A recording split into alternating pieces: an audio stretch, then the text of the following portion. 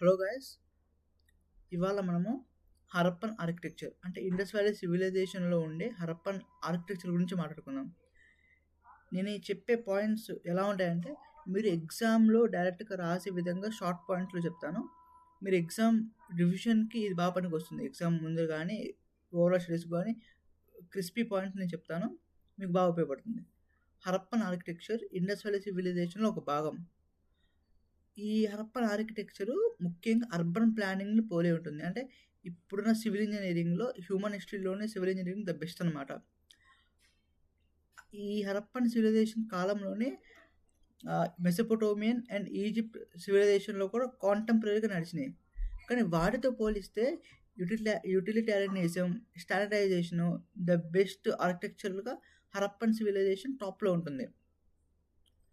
సేలెంట్ feature గురించి మాట్లాడుకుందాం. Grid system, మొదటి salient feature grid system and urban planning. ఈ హరప్పన్ సిటీస్లో వీళ్ళకి వీధులు ఉంటాయి కదా, వీధుల్ని వీళ్ళు రెక్టాంగులర్ గ్రిడ్లు కట్టుకున్నారు. అంటే రెక్టాంగులర్ షేప్లో వీళ్ళ కాలనీస్ ఉంటాయి.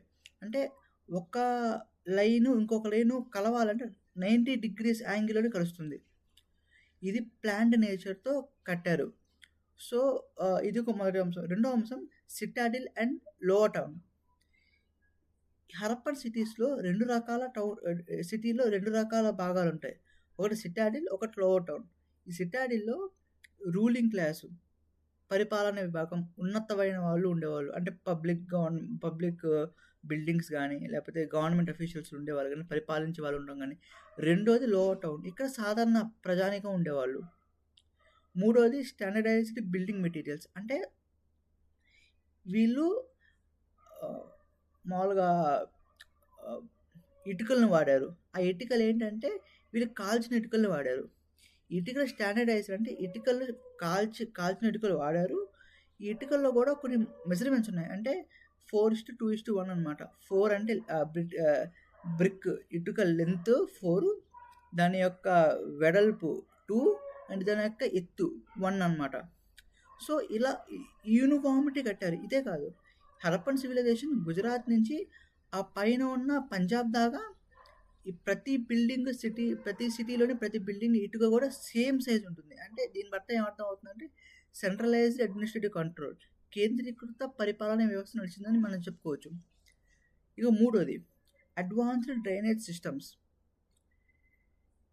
ప్రతి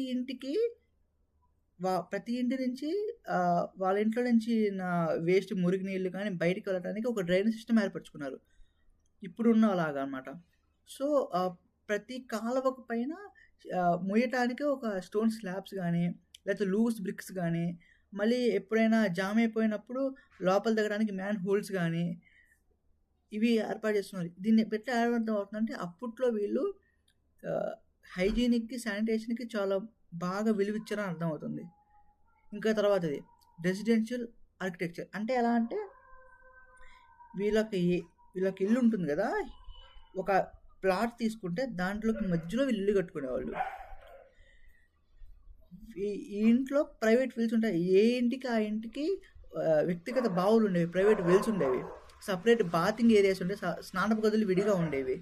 అలాగే వీళ్ళు మెయిన్ రోడ్డుకి వీళ్ళ ఇంటికి ఉన్న మెయిన్ రోడ్ వైపు ఏ తలుపులు ఉండేవి కావన్నమాట. ఇది ఎందుకు చేశారని మనం ఊహించినట్టయితే డస్ట్ పడకుండా వాళ్ళ ప్రైవసీ కోసం చేసుకున్నారని చెప్పేసి మనకు అర్థమవుతుంది. Public structures. హరప్పన్ సివిలైజేషన్లో మొహెంజోదారో అనే సిటీలో ద గ్రేట్ బాత్ అనే ఒక కట్టడం ఉంటుంది. అంటే ఇప్పుడులో ఉన్న మనకు స్విమ్మింగ్ పూల్ లాగా మనం మీరు ఊహించుకోవచ్చు. ఈ గ్రేట్ బాత్ మొహెంజోదారోలో ఉంటుంది. ఇది యాక్చువల్గా ఈ రిచువల్ బాతింగ్, అంటే సామూహికంగా ఒక రోజున అందరూ కలిసి పూజలు చేసి స్నానం చేయడానికి ఉపయోగించేది కావచ్చు. సో ఇంకోటి గ్రానరీ. అంటే వీళ్ళు పండించిన పంట అది దాచుకోవడానికి ఒక గూడౌన్లో దాన్ని గ్రానరీ అంటాం, దాన్ని గూడౌన్ అంటాం. ఈ గ్రానరీస్లో మామూలుగా స్పెషాలిటీ ఏంటంటే దీంట్లో పెట్టిన ఈ గోదాములు కానీ లేకపోతే వరి కానీ పాడైపోకుండా వెంటిలేషన్ కూడా ఏర్పాటు చేసుకున్నారు.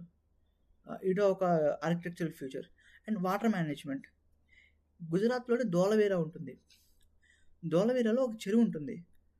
ఆ చెరువుని హైడ్రాలిక్ ఇంజినీరింగ్‌తో కట్టారు.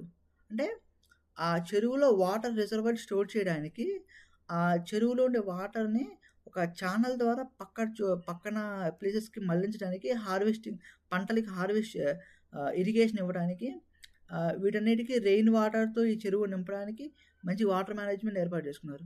అలాగే ఫోర్టిఫికేషన్. ఈ హరంజర్ హ ఈ హరప్పన్ ఆర్కిటెక్చర్‌లో ఇండస్‌ట్రియల్ సివిలైజేషన్స్‌లో చాలా సిటీస్ ఉంటాయి కదా! ఆ సిటీస్‌లో సారీ. ఈ మేజర్ సిటీస్‌కి చుట్టుపక్కల చాలా ఎత్తు గోడలుండేయి. ఫోర్టిఫికేషన్ అంటాం దాన్ని. ఎత్తెత్తు గోడలుండేయి. ఇవి ఎక్కువగా ఈ ఇటుకలతో కట్టేవాళ్ళు. దీన్ని బట్టి ఏమర్థమవుతుందంటే వరదల నుంచి తప్పించుకోవడానికి, ఆ వరద నీరు సిటీ లోపలికి రాకుండా అడ్డుకోవటానికి ఈ గోడలు కట్టారు. ఇంకోటేంటంటే పొటెన్షియల్ కాన్‌ఫ్లిక్ట్స్, వేరే వాళ్ళొచ్చి దాడి చేయకుండా వాళ్ళని వాళ్ళు రక్షించుకోవడానికి ఇట్లా చేసుండొచ్చు.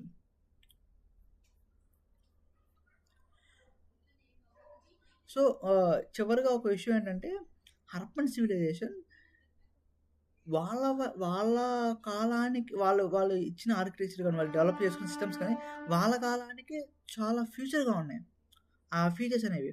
అంటే ఎలా అంటే ఓహ్, వాళ్ళ యొక్క ప్రజల ఆరోగ్యానికి, జీవన విధానానికి వాళ్ళు పెద్దపీట వేశారని చెప్పాలి. ఇప్పట్లో మనం ఇప్పుడు ఇప్పుడు చేస్తున్న ఈ స్మార్ట్ సిటీస్‌కి ఈ హరప్పన్ సివిలైజేషన్ సిస్టమ్‌ని ఉదాహరణగా తీసుకొని దాన్ని ఇంప్లిమెంట్ చేసుకోవచ్చు. స్టార్టింగ్ బ్లూ ప్రింట్స్‌లోనే ఇవ్వడానికనమాట. సో, ఇది నాకు తెలిసిన కొంచెం ఇన్ఫర్మేషన్ మీకు షేర్ చేశాను. దీన్ని దీన్ని ఈ వీడియో చూసి మీకు ఎంతో కొంత అర్థమైందని నేను అనుకుంటున్నాను. All the best.